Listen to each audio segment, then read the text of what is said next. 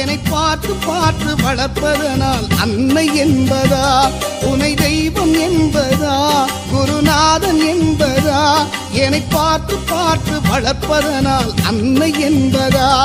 உனை கடவுள் என்பதா, கருணை வடிவம் என்பதா, உனை கடவுள் என்பதா, கருணை வடிவம் என்பதா, ஐயா ஞானதானம் தந்த உன்னை தந்தை என்பதா, உனை தெய்வம் என்பதா, குருநாதன் என்பதா, என்னை பார்த்து பார்த்து வளர்ப்பதனால் அன்னை என்பதா.